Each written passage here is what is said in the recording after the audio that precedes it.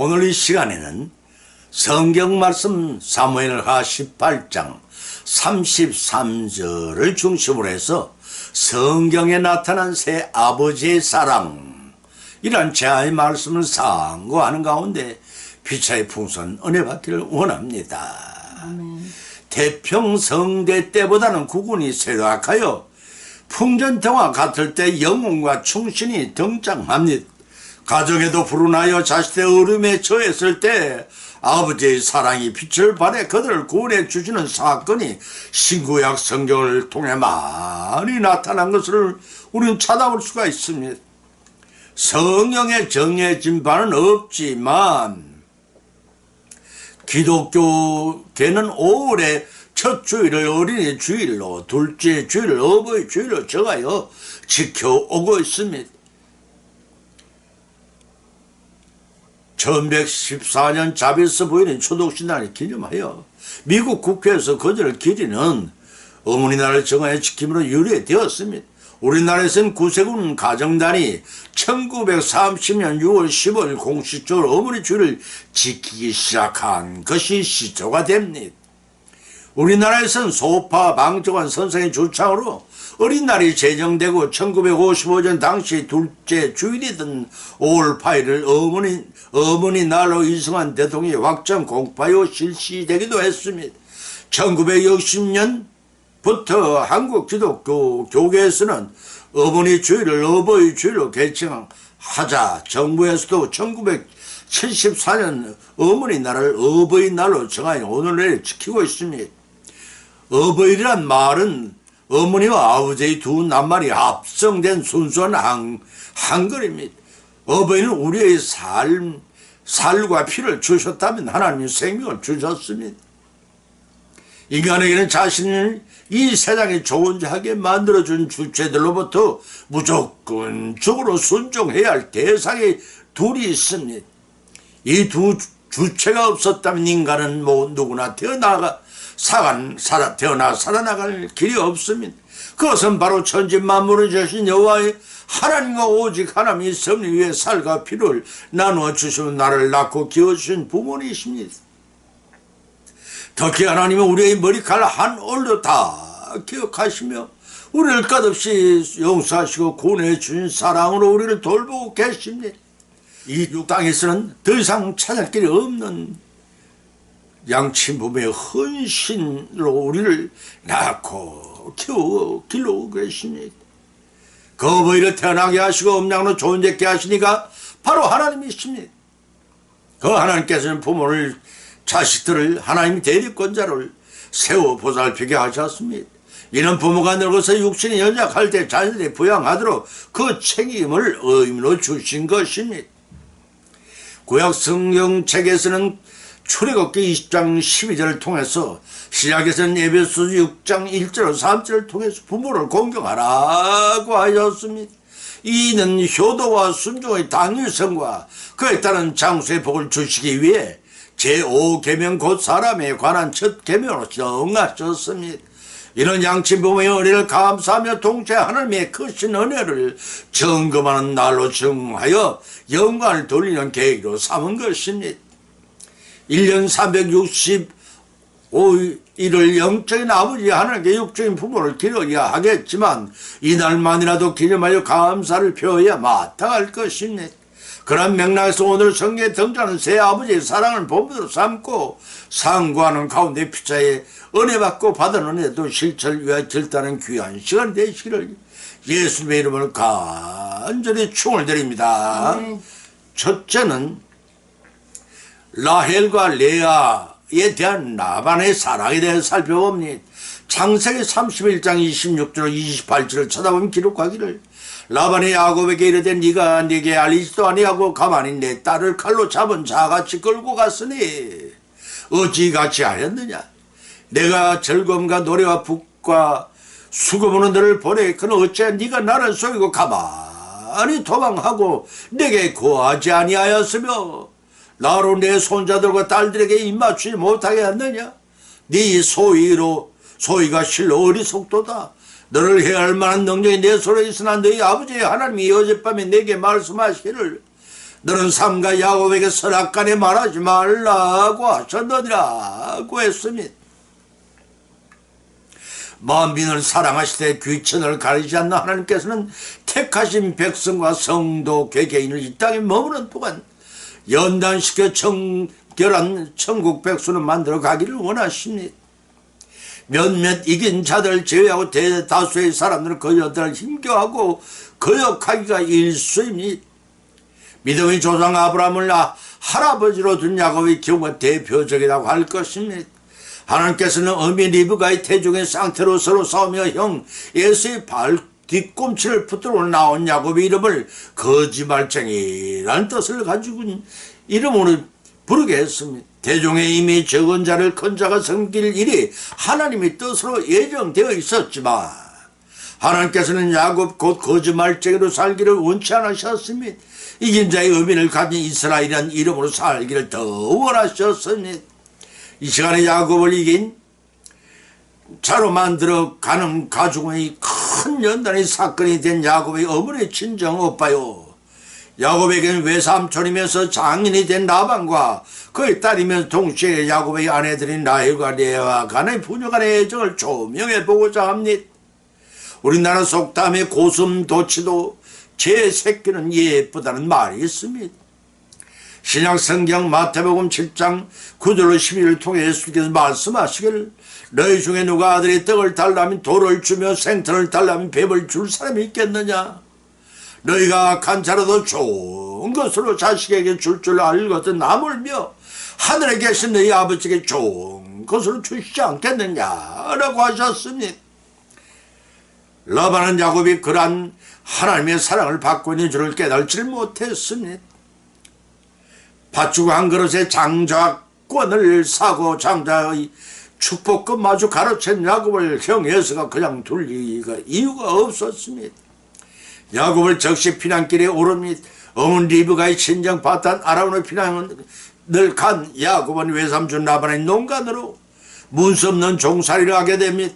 큰딸 레와 둘째 딸 라헬을 아내로 삼게 7년씩 도합 13년간 무인 봉사하게 하였습니다. 어찌하든지 세경을 주지 않는 머슴을 부려먹듯이 평생을 묶어 놓으려고 두 아내를 더 맞이하게 하였습니다. 그로 인해서 11명의 자녀를 생산하게 됩니다. 라반은 자기의 계획대로 된다고 속으로 계제를 불렀을 것입니다. 그러나 그것은 하나님께서 아브라함에게 언약하신 하늘의 별처럼 바닷가의 모래처럼 자손을 번창게 하시겠다는 언약을 이행하시는 첫 출발처임을 그는 알 리가 없었습니다. 세경과 같은 목소로 얼룩무늬 양이 태어날 때마다 야곱의 목소로 삼았지만 하나님 축복하시면 야곱의 양떼들이 더욱 건강하게 번창을 했습니다. 이로 인해 시기와 시비가 끊이지 않았습니다. 그것은 베델로의 귀한 명령을 환기시켜주기 위한 하나님의 배려임을 야곱은 뒤늦게서야 깨달을 수가 있었습니다. 야곱은 또 4년의 세월을 허송하다가 처자식들의 장래를 생각하고 아내들과 의논해 그것을 떠나기로 작정을 했습니다. 논농사를 하는 농부들이 가을 거지를 하던 목축을 하는 이들에게 양털을 깎는 날이 다가왔습니다. 라반과 야곱 사이 모경지가 서로가 사흘길쯤 떨어져 있었습니다. 야곱은 4사람의 아내와 11명의 자녀와 양떼와 가축들을 이끌고 야반 도주를 합니다. 밤중에 도망을 쳤다는 뜻입니다. 여기서 중대한 야곱의 실수는 자기 자신만의 생활 방식과 세상 지혜로 사는 습관 때문이었는지 하나님의 귀한 명령을 실천한 과정에서 베델의 하나님의 인도를 전적으로 의뢰하지 못했다는 점입니다. 담대하고 떳떳한 방법으로 선택하지 못하고 패잔명처럼 야반 도주에 나약하고 비겁한 모습을 보여주었습니다. 이것이 빌미가 되어 사흘 후에 라반의 축격을 받고 야곱이 죽음을 당하게 된 것이 바로 본문의 말씀입니다.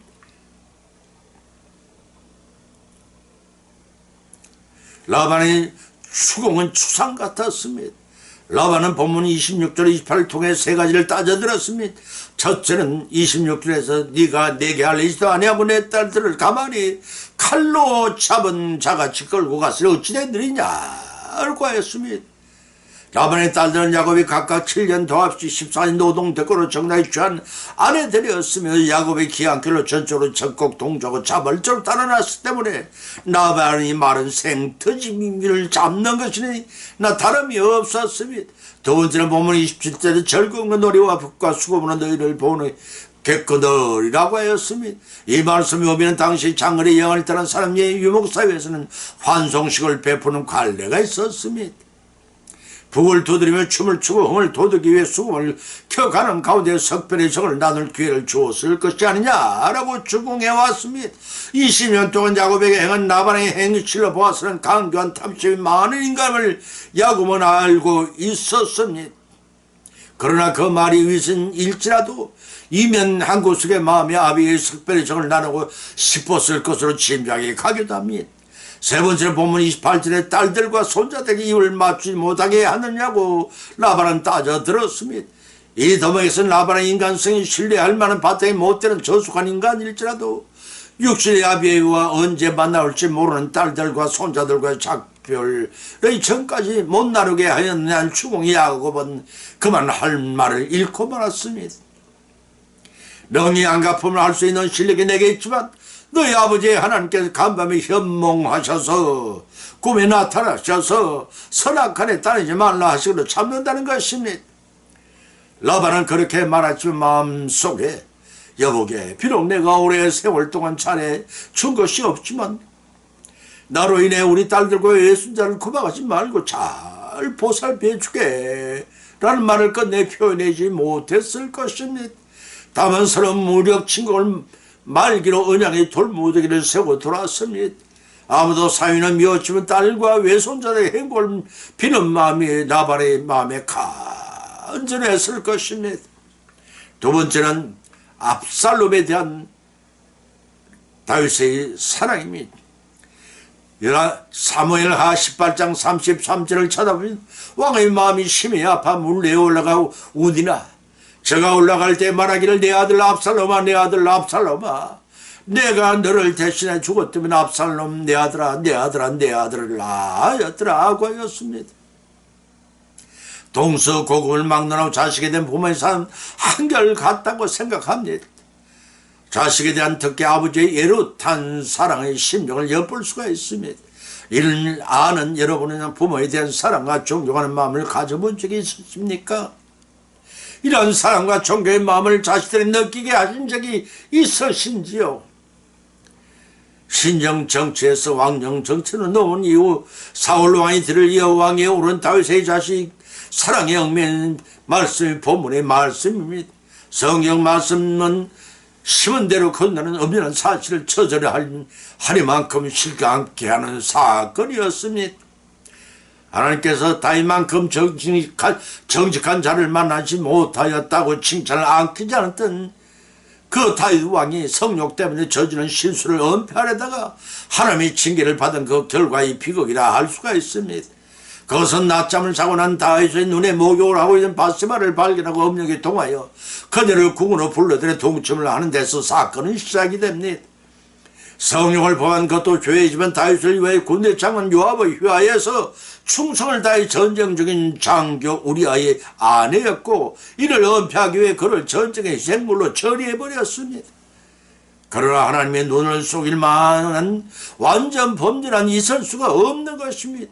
나단 선자를 버려 부족하였으면 더 좋았을 텐데 네가 여호와의 말씀을 없이 여겨 악행하였으니 칼이 내 집에 영원히 떠나지 아니하리라고 저주하였습니다. 그 저주의 예언대로 다윗의 자식들 간에 심각한 불륜의 비극이 발생했으며 다윗의 맏아들 암논이 이복 동생 압살롬의 누이 동생 다말을 짝사랑하다가 강간하고 내버린 사건이 발생했습니다. 기회를 엿보던 압살롬이 이복형 암논을 초청한 자리에서 다말을 강간한 보복으로 죽이고 외가댁으로 피신했습니다. 몇 년이 흐른 뒤에 다윗이 용서를 받고 기구했으나 모여드는 무리들과 반역을 꾀하여 압살롬은 늙은 아비 다윗을 왕을 축출하지만 곧 요압 장군의 평정이 됩니다. 압살롬은 반역한 아들이지만 부하들의 안부보다는 아들의 생사 아니만을 더 걱정하는 다윗의 부정을 볼 수가 있습니다. 부정이나 아버지의 정의를 볼 수가 있습니다. 발랑문을 지나 뱉는 전령의 기쁜 소식보다는 압살롬이 전사 소식을 전해 듣고 대성 통곡하며 영거포 압살롬의 이름을 외쳐대며 울었습니다. 이처럼 왕권을 찬탈하고 아비를 죽이려 했던 그 죄를 상급하면은 죽어 마땅한 자식이었지만 다윗은 순수한 아비의 사랑 때문에 그 아들의 죽음을 슬퍼하지 않을 수가 없었습니다. 이 슬픔의 임에는 자신이 범한 죄의 악영향으로 압살롬도 범죄했다는 측면을 배제할 수가 없습니다. 결국 범죄의 책임이 자신에게 있다는 죄책감과 일찍이 아들을 바른 길로 인도하지 못했다는 아비로서의 실책에 대한 깊은 후회 때문이기도 했을 것입니다. 여기서 중요한 사실은 압살롬은 지극히 선한 다윗의 모습을 통해 궁극적으로 하나님의 피조물에 불과하지만 전적으로 타락한 죄인인 우리를 향하신 하나님이 구속적 사랑이 어떤 것인가를 발견하게 됩니다. 검은초로 구원을 받을 만한 자격 없는 죄인들인 우리들을 위하여 독생 성자를 아끼지 아니하시고 대속 제물로 십자가에 내어주신 하나님 구속사적 사랑은 다윗이 아무리 자식이 된 지극한 사랑을 보였다 할지라도 도무지 하나님의 사랑과는 비교할 수가 없다고 하겠습니다. 세 번째는 당자에 대한 아버지의 사랑을 봅니다. 누가복음 15장 20절 24절 찾아보면 이에 일어나서 아버지께 돌아가니라 아직도 상거가 먼데 아버지가 저를 먼저 보고 측은히 여겨 달려가 안고 입을 맞추리 아들이 가로되 아버지여 내가 하늘과 아버지께 죄를 얻었사오니 지금부터는 아버지의 아들의 일컬음을 감당치 못하겠나이다. 하나 아버지는 종들에게 이르되 제일 좋은 옷을 내어다 입히고 손에 가락지를 끼우고 발에 신을 신기우라. 그리고 살찐 송아지를 끌어다가 잡으라. 우리가 먹고 즐기자. 이 내 아들은 죽었다가 다시 살아났으며 이렇다가 다시 얻었노라. 아니 저희가 즐거워하더라고 하였습니다. 육신의 아비의 사랑을 통해 하나님의 아버지의 부성의 적 사랑을 이렇게도 잘 묘사가 표현한 책은 아마도 동서 복음을 통해서도 찾아볼 수가 없을 것입니다. 요한복음 3장 16절을 참조하시기 바랍니다. 그 거신 하나님의 사랑 말로 다 형용 못하네 라고 시작되는 찬송가 304장을 기억하실 것입니다. 이 찬송가 중 3절 가사를 보면 은혜가 더합니다.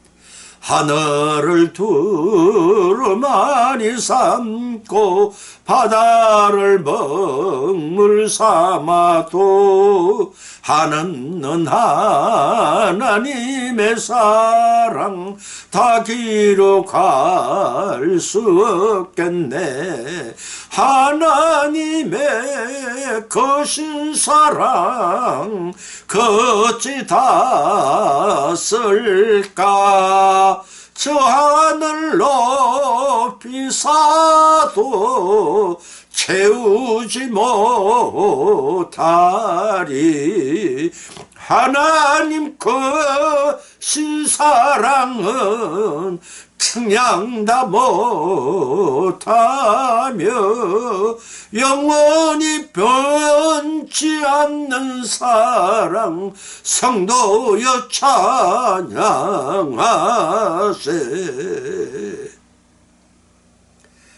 이 찬송의 가사대로 다 마음과 뜻과 정을 다하여 찬양을 올릴지라도 하나님 베푸신 은혜 다 갚을 수가 없을 것입니다.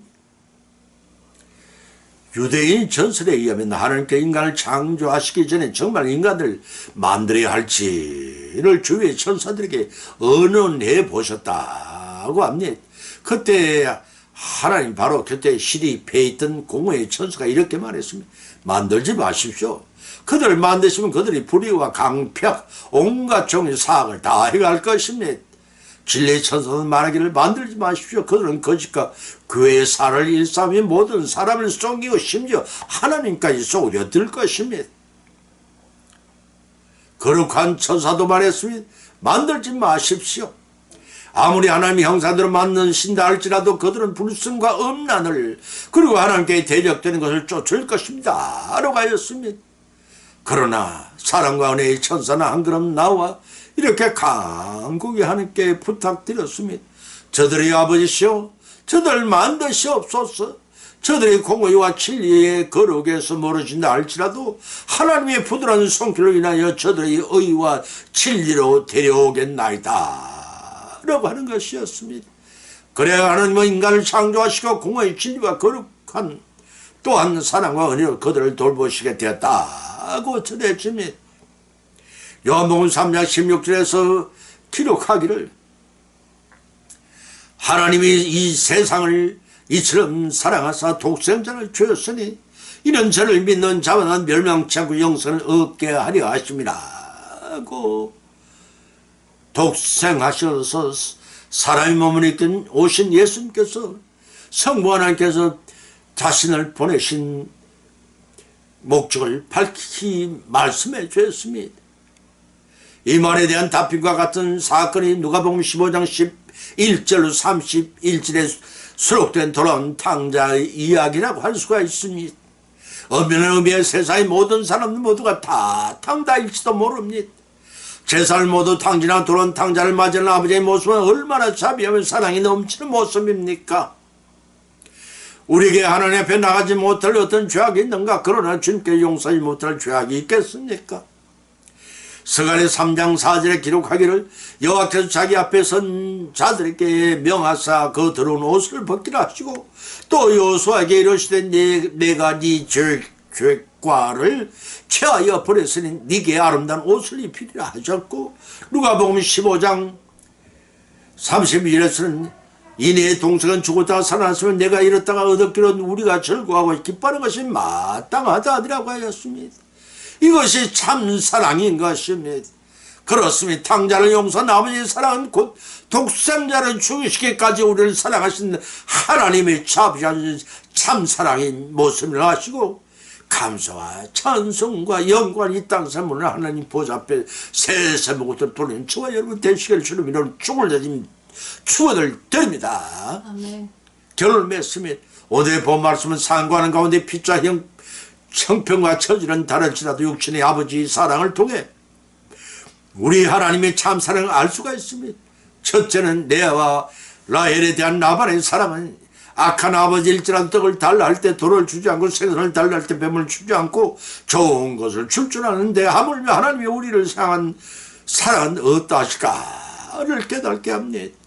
두 번째는 앞사람에 대한 다윗의 사랑의 목적이듯이 하나님의 죄들에 대한 사랑도 무조건적인 사랑임을 깨달을 수가 있습니다.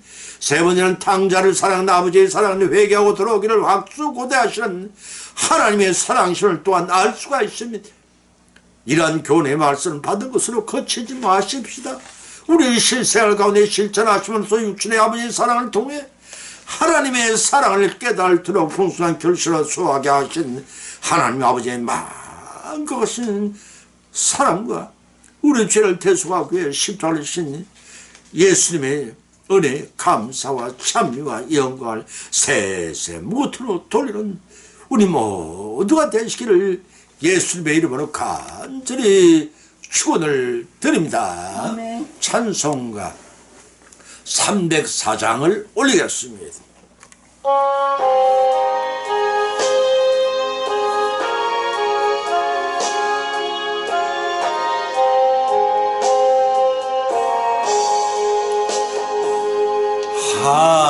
하나님은 외아들을 주시는 데까지 세상 사랑하니 참 사랑이로다.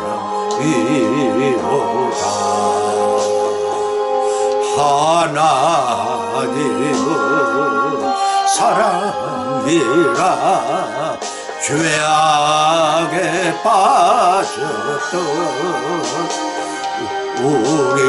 우리까지 사랑하니 참 사랑 아닌가. 하나